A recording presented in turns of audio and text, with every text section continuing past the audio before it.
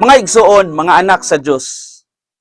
Sa pagsugod sa Kristyanismo, usa sa pinakabantugan nga lihok sa komunidad mao ang pagbaligya sa ilang mga katigayunan ug paghatag niini ngadto sa mga apostoles aron ipang-apod-apod sa tanang miyembro sa simbahan sumala sa ilang panginahanglan.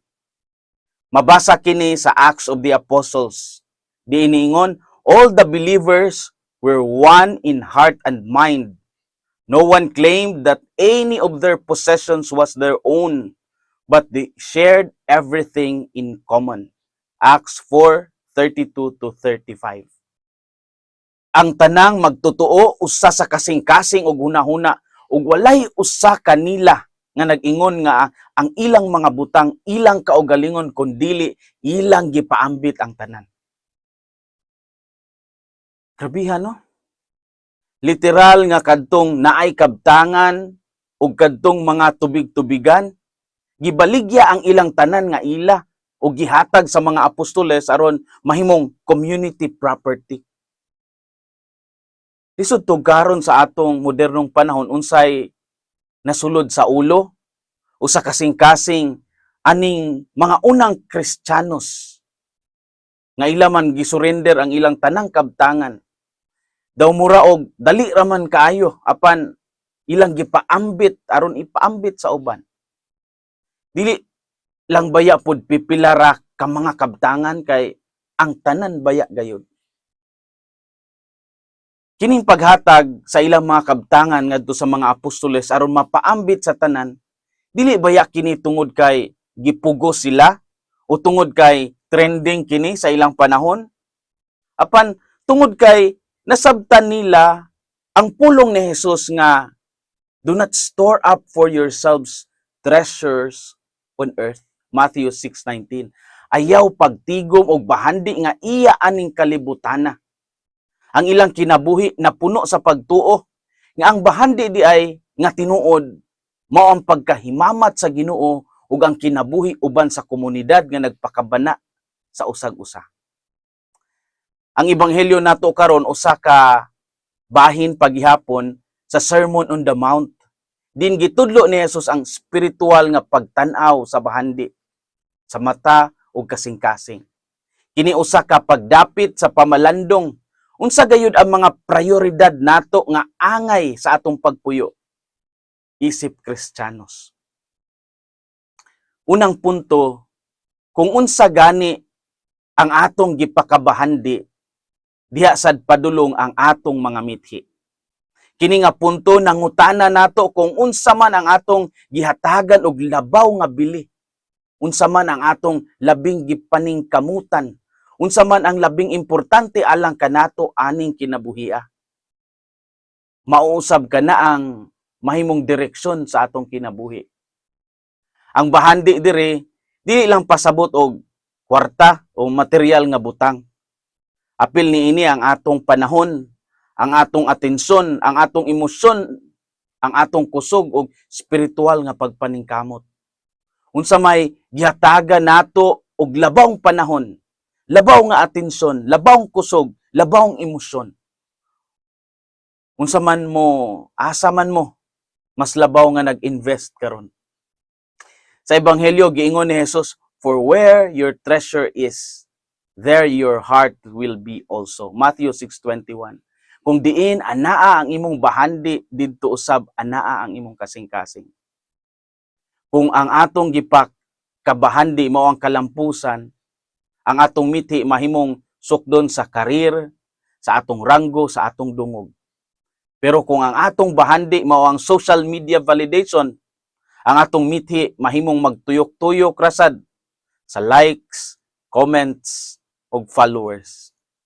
Apan kung ang atong bahandi mao ang Ginoo, ang pagkamatarong, gugma, kaluoy ug pag-alagad, diha sad padulong ang atong mga paningkamot. Pananglitan si Saint Francis of Assisi kaniadto.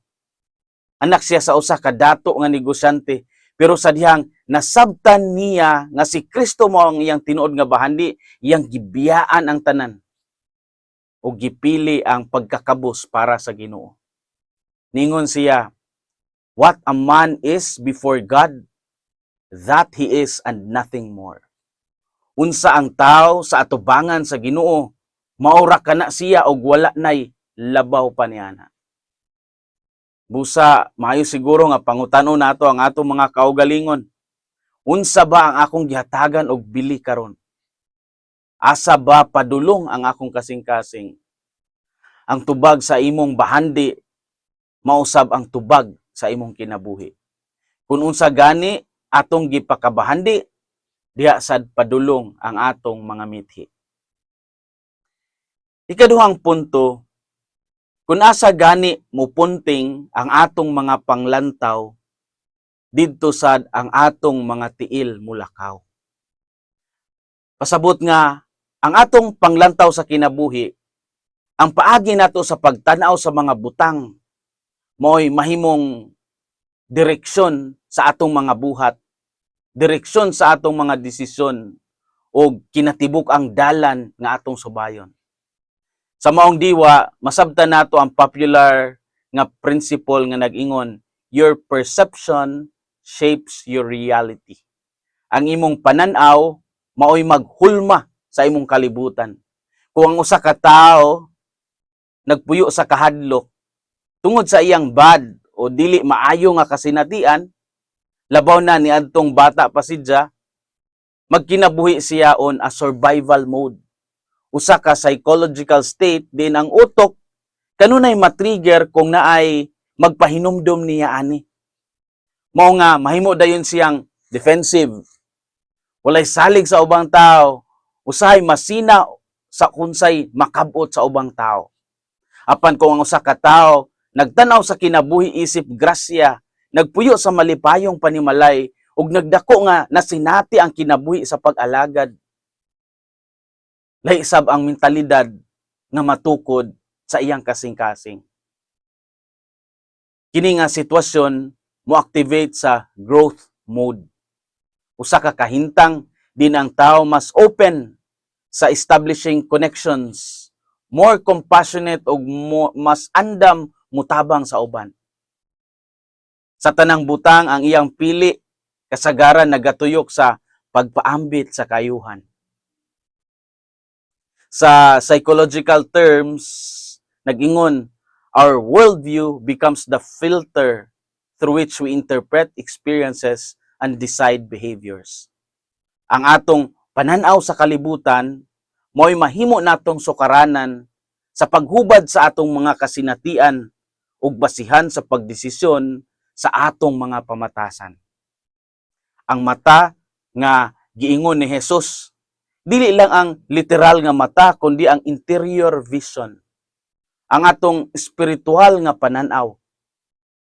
Kung limpyo ug matarong ang atong paglantaw sa kinabuhi, sa ubang tao ug sa atong kaugalingon, ang tibuok kinabuhi nato mamahimong hayag. Apan kung ang atong pananaw dautan, puno sa kaibog, kasina, ug kalibutanong katuyuan, ang tanang buhat nato mahimong ngit-ngit ug walay klaro nga direksyon. Pananglitan sa pamilya, ang ginikanan nga nagtudlo sa mga anak nga ang kalampusan sukdon lang sa grado o sa salapi. Mahimo nga matintal ang bata nga sa kwarta lang mutuyok ang kalipay sa tao. Kung ang usa ka ginikanan magpadako sa iyang mga anak nga mahimong mga matinahuron ug matinud-anong mga anak, ang iyang mga buhat mulakaw padung sa disiplina, pag-ampo ug sa sakripisyo. Kung ang usa ka batan-on mututok sa pagtuman sa kabubuton sa Ginoo, ang iyang mga tiil dili mulakaw paingon sa bisyo, kundi paingon sa pag-alagad. Kung asa ka naglantaw, didto jud pod ka padung. Busa bantayan nato ang atong mga panglantaw, kay kini mao'y atong moral compass. Pangutana karon, asa ba ang imong mga mata naglantaw? Sa krus ba ni Kristo o sa kaugalingong kalipay? Sa kabubuton ba sa amahan o sa paibog sa kalibutan? Kung ang imong gilantaw karon pang demonyo, ang imong mga tiil padung pod sa impyerno. Kung ang imong gilantaw karon Kristohanong pagserbisyo, ang imong mga lakang padungsad kang Kristo. Kung asa gani mupunting ang atong mga panglantaw, didto sad ang atong mga tiil mulakaw. Mga igsuon, mga anak sa Dios. Giingnan kita ni Jesus nga ang bahandi nga atong ipundar sa langit dili malata, dili makawat ug dili mapapas. Ang pangutana karon, asa man nato ibutang ang atong kasing-kasing? Sa butang nga pangkalibutan ba o sa butang nga pangkahangturan? Ang ebanghelyo nagtudlo nga ang kasing-kasing nga naa sa Ginoo hayag, apan ang kasing-kasing nga gisundan ang kalibutan, ang kalipay niini lumalabay lamang. Hinaot nga ang kasing-kasing ni Kristo maghari sa atong mga kasing-kasing. Kini si Father Felmar Castrodes, Fiel SVD, ang inyong magsisibya sa maayong balita, hinumdumi ang kinabuhing Kristiyano, kinabuhi sa pagserbisyo.